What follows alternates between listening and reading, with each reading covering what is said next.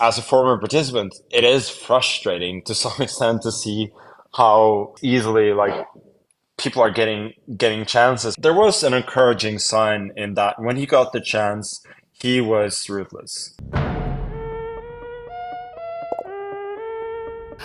Look at the Is this a blunder by Ding? The next 3 or 4 moves are very important. If he finds the best moves, I firmly believe he'll win. Oh, now Ding has taken the pawn. Wow, is that a big mistake? Ding 3 seconds intercepts. for Ding. 2 seconds for Ding.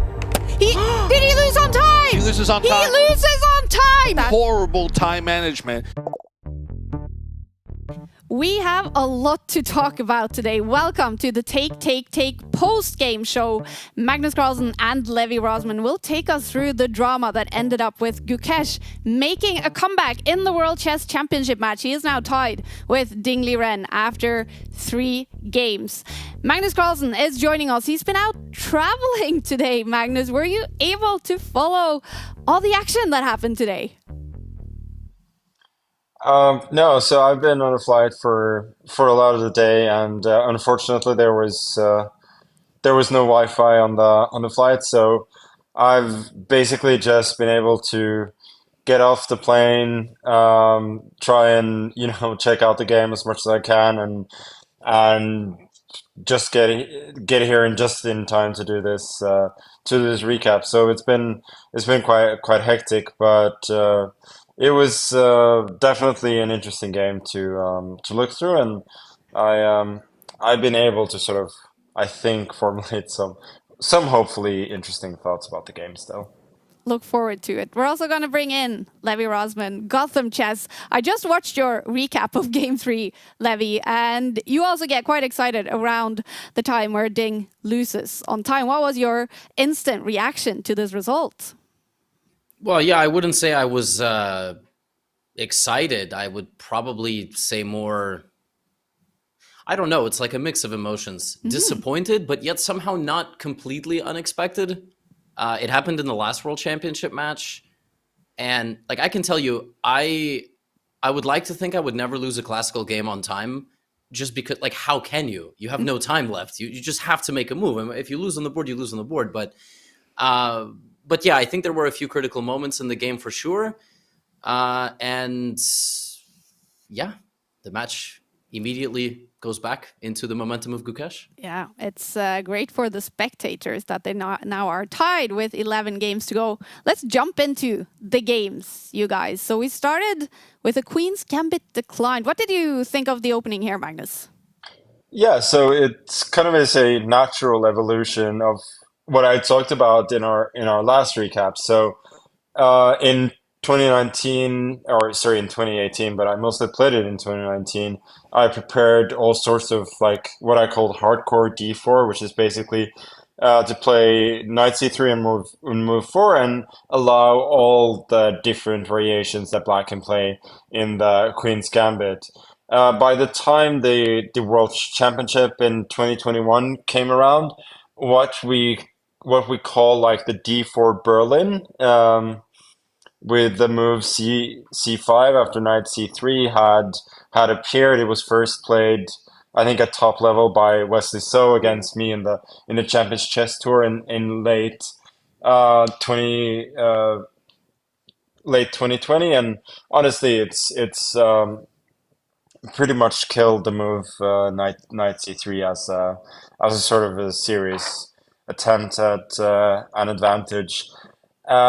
And so I played the Catalan in that match in 2021, and this is sort of a natural evolution that we are now so desperate that we actually take on d5, not playing one of the natural moves. Like cd5 is like objectively just a positional mistake compared to the others. It's just that the others have been analyzed to the extent that they're almost unplayable. So I've played this as well. I know that others have, but it's just a testament to where we are at, where it really is desperation time. Wow. All right, Levy, can you also bring us forwards in this game to the moments where it started to heat up this game? Absolutely. And also, I will say, I spoke to Fabiano Caruana 11 months ago, and that was in Toronto for the Champions Chess Tour finale. And he said the same thing. So it's good to hear nothing has changed or improved in a year. The chess is basically just like, any standard government. And he also told me, like, this is the Berlin, so to speak, of the Queen's Gambit, which is pretty harrowing if you think about it, that Grandmaster chess in certain positions as early as the fourth move is basically dead, especially in classical chess, when even if your rating is 250 points apart, if your memory is good and you've got a cloud computer, which now people have access to for pretty cheap, you can sort of solve openings. And yeah, that is why people are capturing on d5. It led to a fresh position in this game. I would say the game, heated up is kind of, it felt like this game didn't heat up. It felt like somebody left the house and there was a boiling pot of water on the stove. Like, it was hot for like 4 moves, and then it was just, the house was sort of on fire. Maybe move 13, right? Because on move 13, the game had followed one previous game, which was Vladimir Kramnik, now both famous and infamous, and Arjun Erigaisi. And Ding found the quote-unquote best move, and a few moves later actually had an advantage. And I personally wanted to hear Magnus's thoughts, because game 1, we said, Gukesh didn't have a great performance. In game 2, he was sort of maybe let off the hook with the draw. Magnus, when you see like move 15, 16 of this game, let's say after Ding plays like rook g8, g5, knight h5, and actually has an advantage, it's still nothing particularly impressive for Gukesh, right? Like, I felt Ding was in total control until this 18th move, rook h5. So what do you think? First of all, the opening was definitely a success for Gukesh in the sense that you got a playable fresh position that is not better, but it's not obvious how you should reply as black. So that was a success in itself. And Ding, I guess, sort of did what he did in the first game, is that he initially responded quite well, spent a lot of time, but responded really well. And G5 by Gukesh is, there's no sugarcoating it. For me, that's a positional mistake. Um, I, I think this Rook G8, first of all, Rook G8 was a really nice move for Ding, but still, if you attack the bishop, you force the pawn pushed by black, then the pawn is a little bit weak. There are sort of concrete concrete options there for white. There are also concrete solutions for black, but that felt like the most promising. I don't know what sort of I heard that Gukesh missed the move bishop e7 after that, but it's not about that. Just let me just make like a really stupid move instead. So instead of the move rook to h5, which is both probably bad and also really impractical. Even if you don't play bishop e7, which I guess is the best move and just gives black an edge, just retreating the bishop.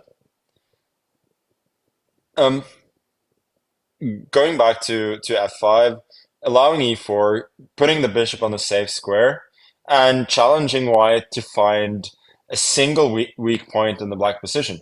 And it feels like white has extended his position to sort of the point that he can, but there really isn't anything to attack. You have easy moves like bishop e7 as black developing, protecting the pawn on the queen side with a6, and black is just rock solid.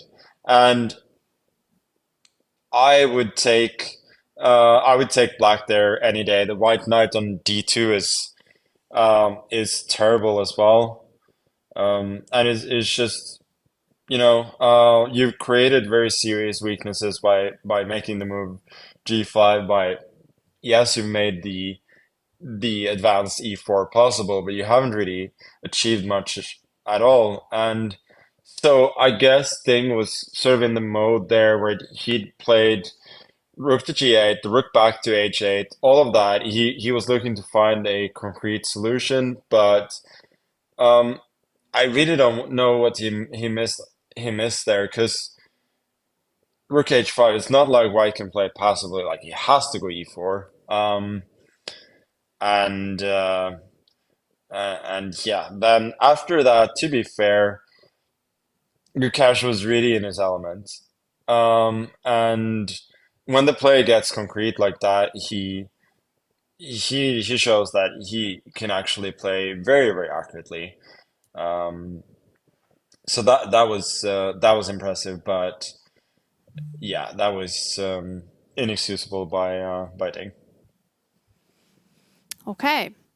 Now we reach a situation where it's really getting complicated and difficult for Ding. And eventually he runs out of time. And he still had like 4 moves to make to reach move 41 when his clock ticked down. So what does that tell us, Levy, about how Ding was doing in this game? Like he couldn't find the move simply. No, but I mean, there was one really, really crazy moment. His position's already difficult, but if we go to move 31, on move 31, when he retreated his king backwards 1 square, he spent 5 out of his remaining 6 minutes. Yeah. And I'm not saying I would have done better in this game, but what I am saying is if I have 6 minutes to make 10 moves, I will not spend 5 of them on king e8. I mean, you just have to force yourself to make a move there. Now, the question that I have for Magnus is: are people overhyping the fact that he flagged, or is flagging a really bad sign, both in terms of just pure time management and chess, but also psychologically? Like you're knocking over a piece and running out of time, and you're in a totally lost position. Is it overhyped, or is it just a very bad look? Yeah, it's I guess a bit of both, but it's not great, obviously. I think what was probably frustrating Ding and making him use so much time over his last few moves is that he feels like he should have some compensation because his pieces are all on really, really beautiful squares. The problem is that he has one less of them, and he cannot really improve his pieces while Gukesh is doing a really good job of improving his pieces move by move. And once the board sort of opens up, his bishop pair will reign supreme. So I think it was just kind of frustration for Ding there. But yeah, he did this in the last match there as well, sort of sitting idly by while he lost some time, and yeah, it's certainly not what you want to see from him if you're a Ding fan. Mm-hmm. What do you think, Magnus, of this time control where there's no increment until move 41? Is it good for chess? 100%. I know that FIDE, especially Satovsky, was pushing for having the the the most boring time control basically you can have, which is 140 plus 30 from move 1 and then 50 plus 30, like basically have increment the whole game. It's basically like still a 7-hour time control, but having the increment from move 1. But I think like we need sort of the drama we can get.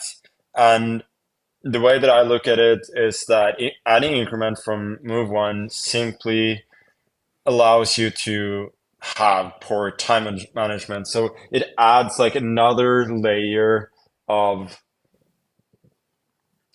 just another way to make the game more drawish and boring, really, and makes you like get mask even more of your deficiencies. Not only is it classical and in long time control, but you're not even going to be punished for poor time management. I think that's making it way too soft on the players. So I'm really happy that um, they're doing it this way.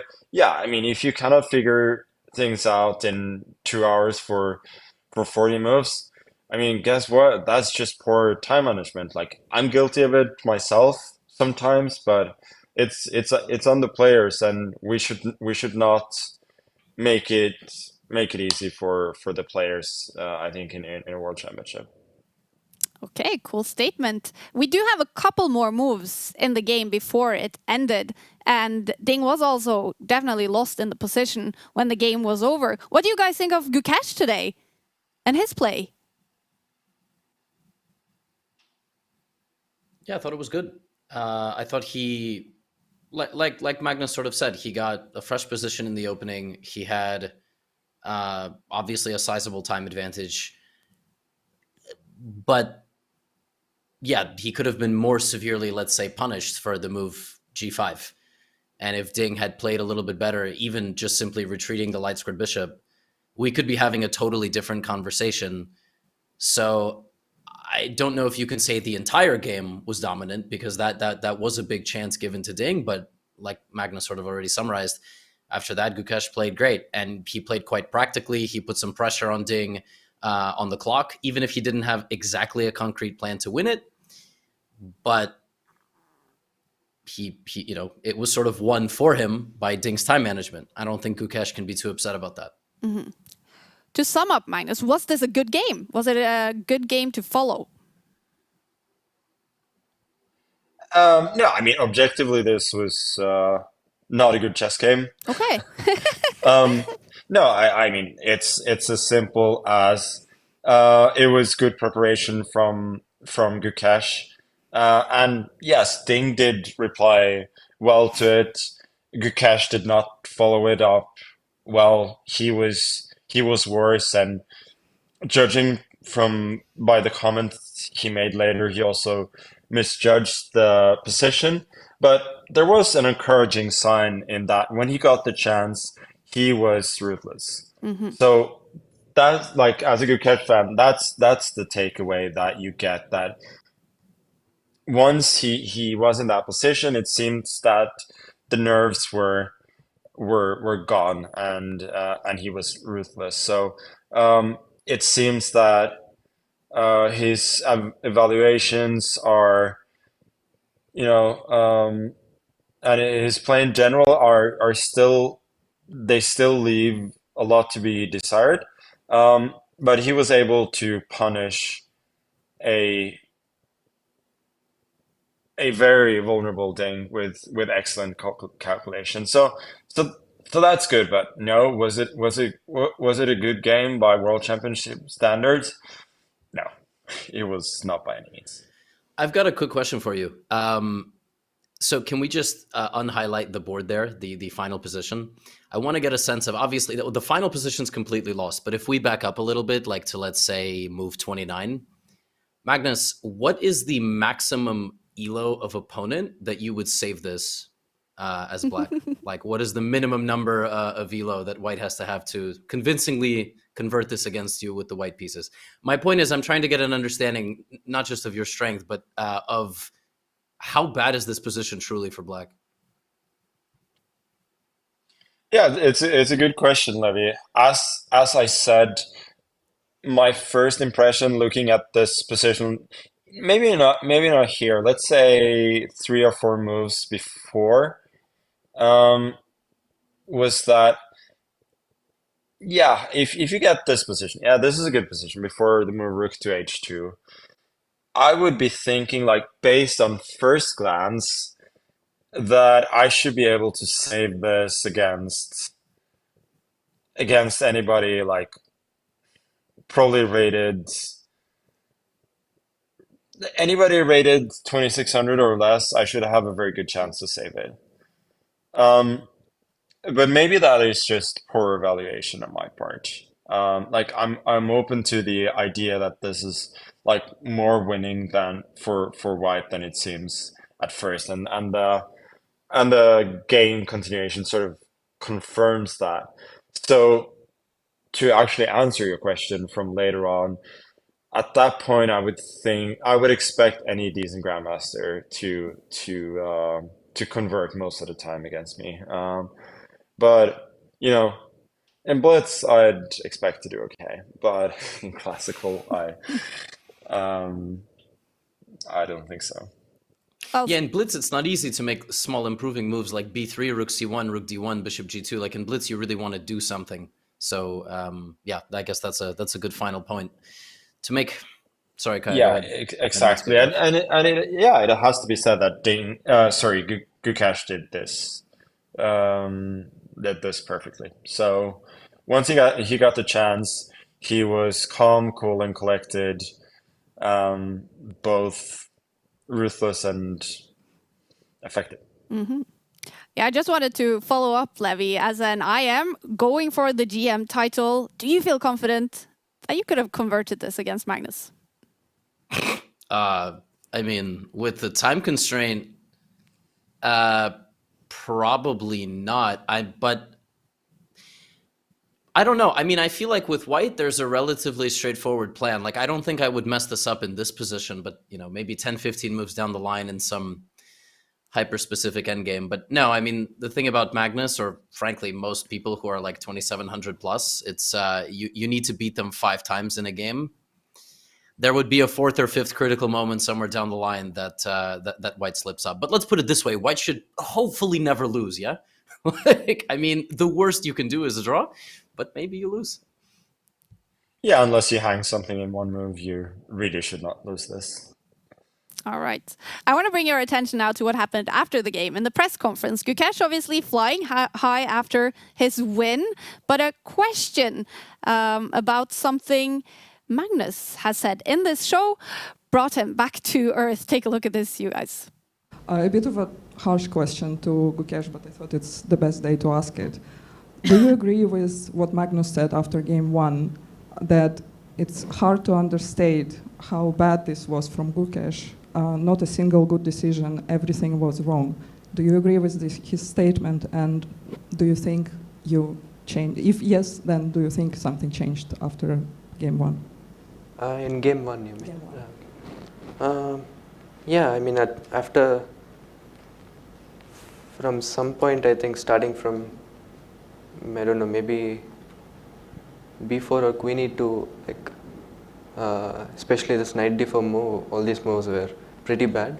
But I think it's also understandable since it was my first game in the World Championship. I was a bit nervous. It's a new setting for me.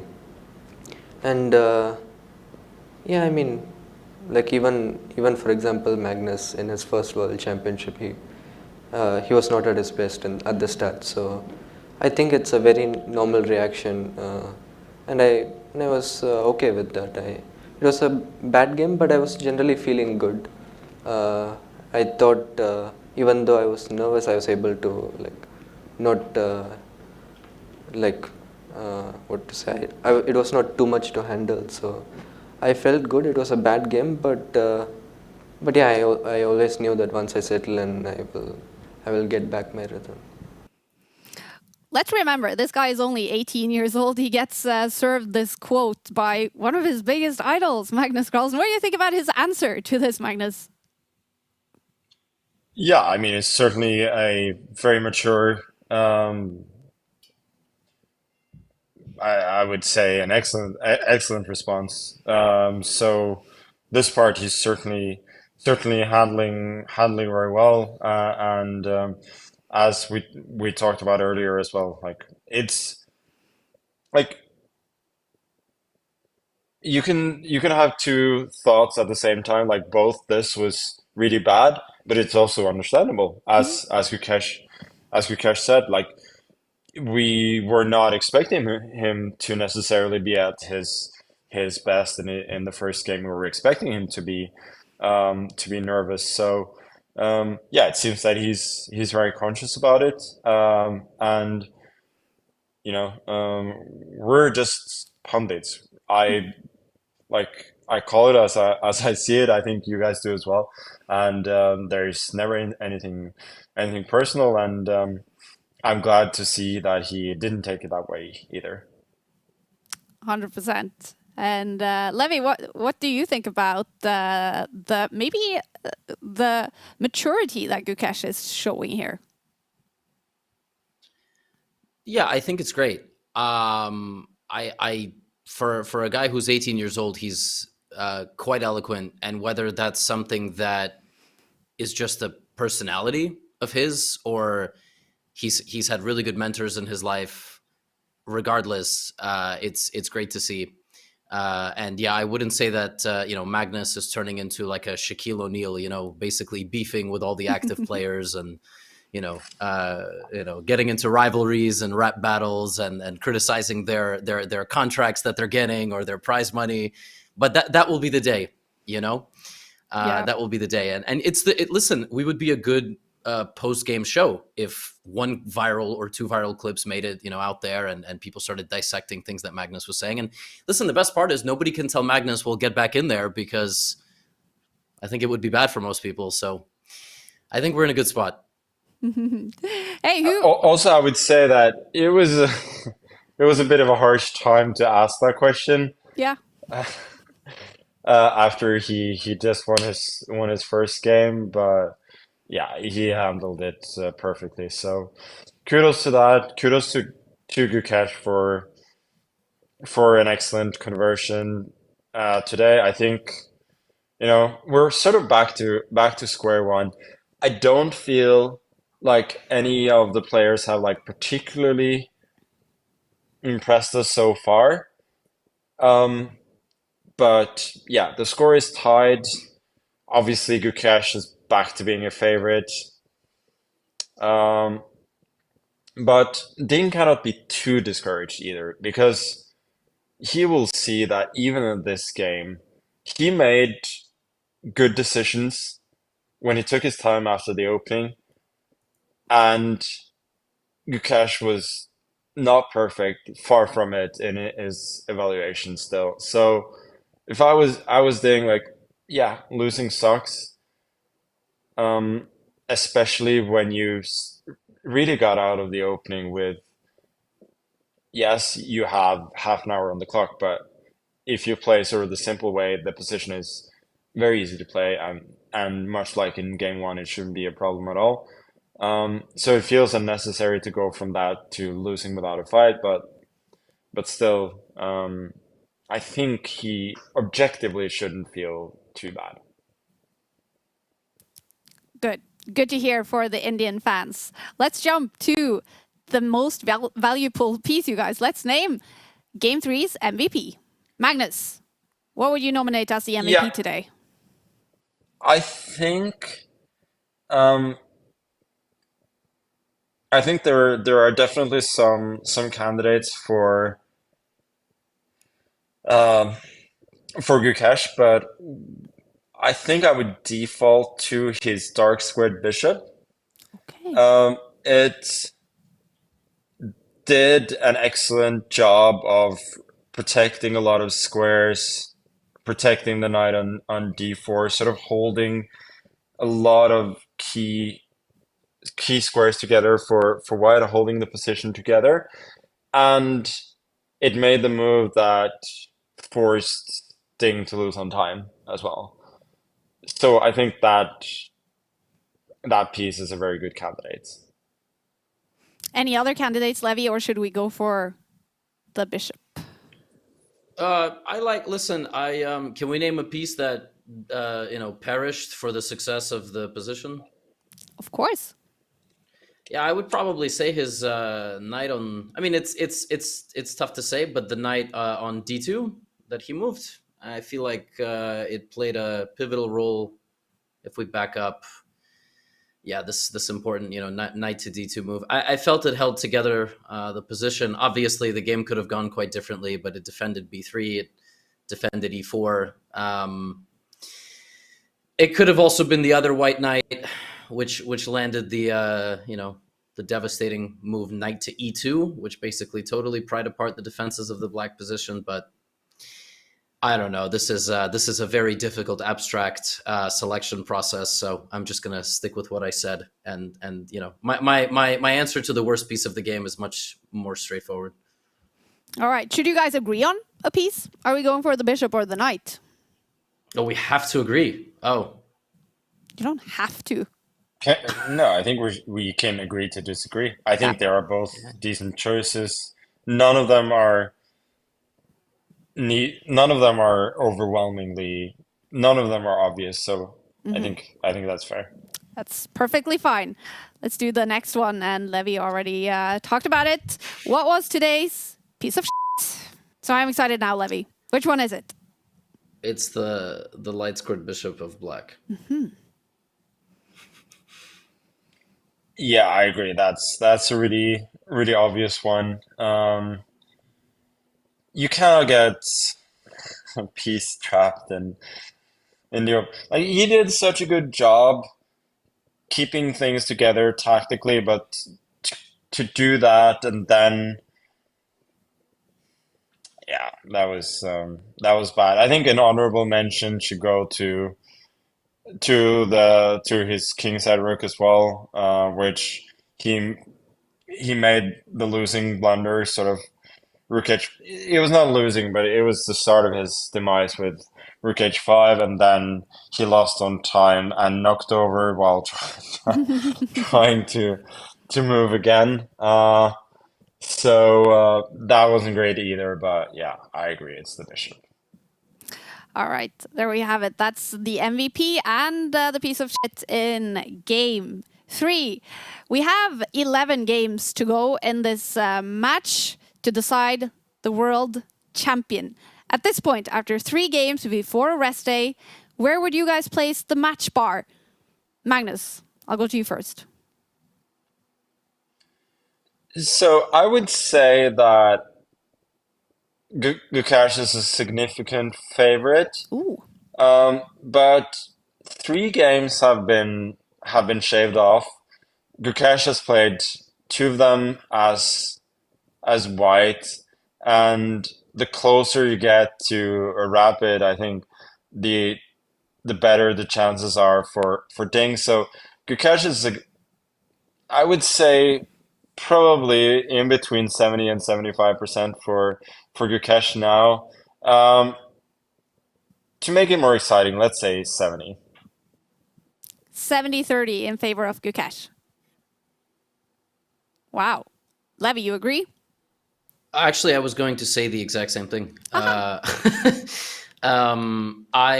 think one of them is going to play himself more into the match, and I think that's Gukesh.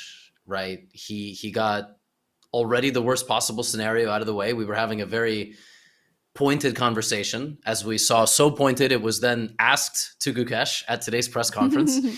So now the match is tied with 11 games to go, and I mean, at a maximum, and maybe there could be tie breaks, but yeah, this is a good sign for Gukesh.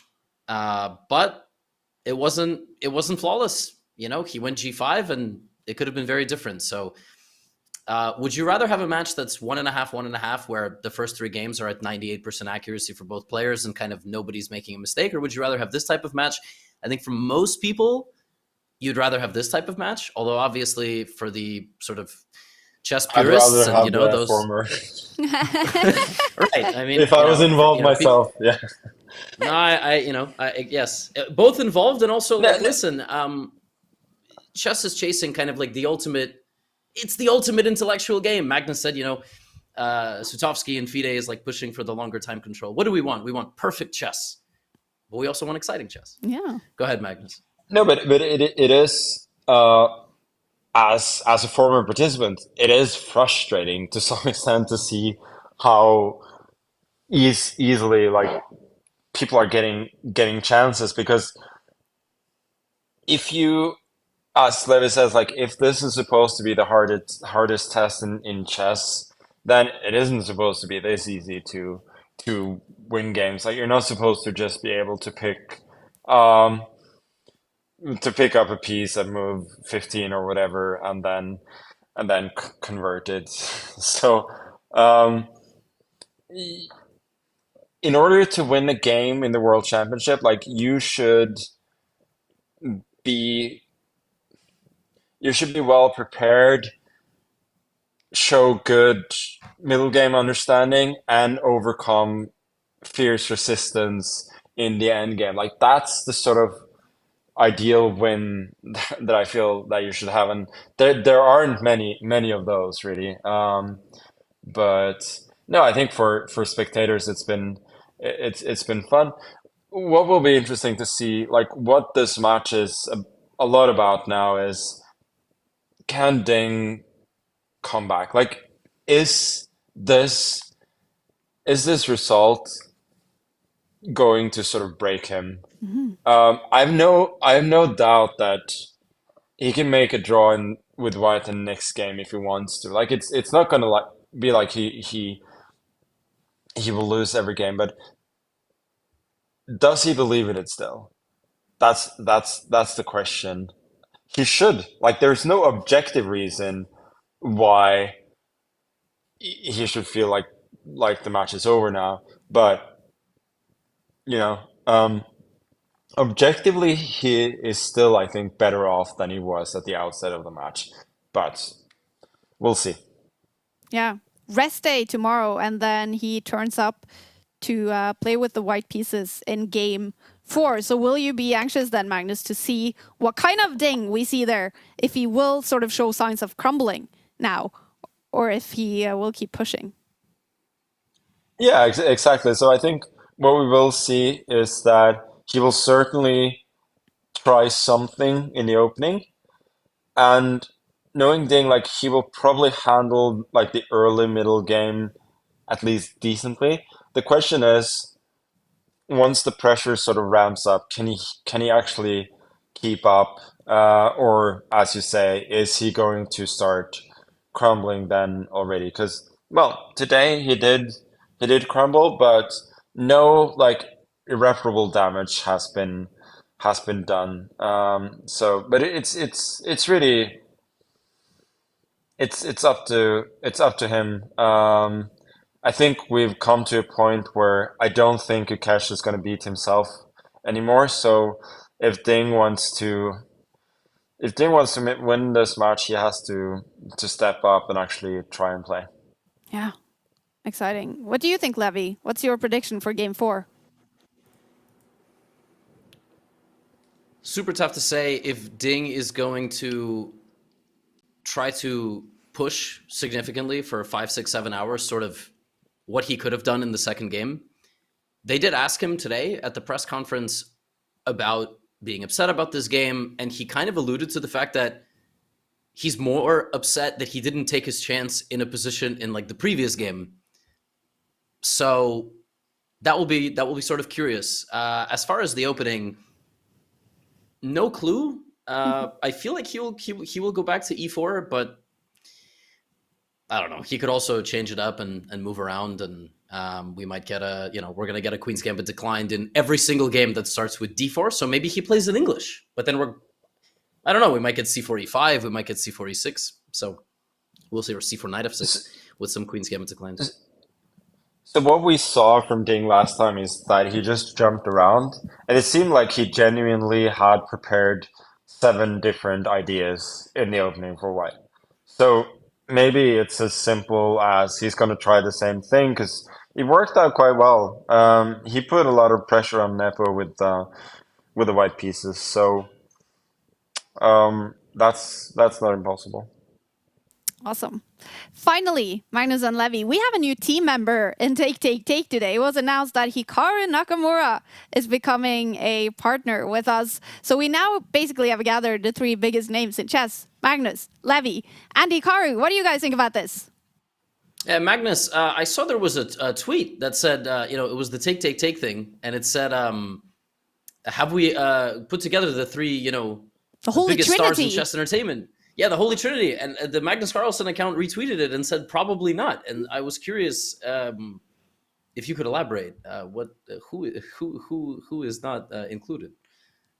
People thought it was me because I'm not a GM. I just wanted to. Yeah, I was probably on the flight when that happened, so I have no idea.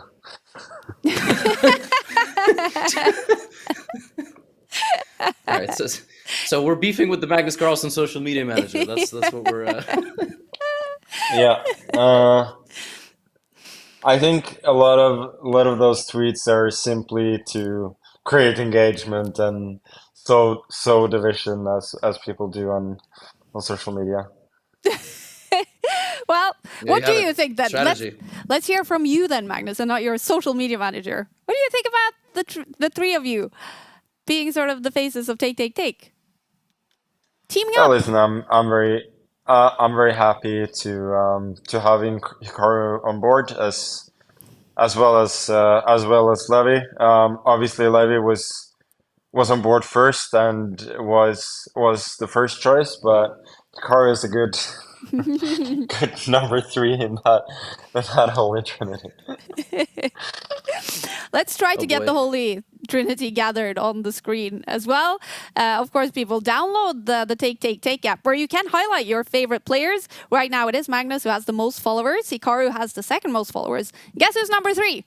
It's Levy Rosman. You can also follow. I hope it's not Levy Rosman. Yeah, It I mean, I'm gonna is. break that up with some of my tournament games, but listen, I appreciate it very much. I mean, I don't know if we're the 3 biggest stars. You know, just by people, I think Anand might win. I know we have a lot of Indian supporters too on the app, so Anand I think is a top 3 star. So anytime he Yeah, plays, I'm there's sure a guy many people called will follow Gary as too. well. So. Yeah, but Gary's like half Yeah, politician. he's not a chess now, player so, anymore. Yeah. Yeah, Exactly. Yeah. Well, we are extremely excited to have all of you. And thank you so much, Magnus and Levy, for your take on Game 3. Rest day tomorrow. What are you guys going to do? Not watch any chess? I'm gonna Tomorrow is rest. Thanksgiving. I don't know about you, Levy. Oh, that's right. Oh, happy Yeah, Thanksgiving. I'll probably thank you. I'll probably spend it the same way I spend every day. Just, you know, Being thankful. being thankful, combing through games, enjoying chess and pacing around, making predictions about the World Chess Championship match. So Sounds good. Magnus, enjoy your rest day. Levy, enjoy Turkey and Thanksgiving. And to everyone, thank you so much for watching. Please subscribe and give us a like if you enjoy the show. And happy Thanksgiving tomorrow to all our American followers. We'll see you on Friday for Game 4. Thank you for watching. We have 2 players and we have no idea what to expect from. He has the spark which we see in champions. They've been waiting for this moment for so long. From the time when I was a little kid. I haven't lost with him in classical.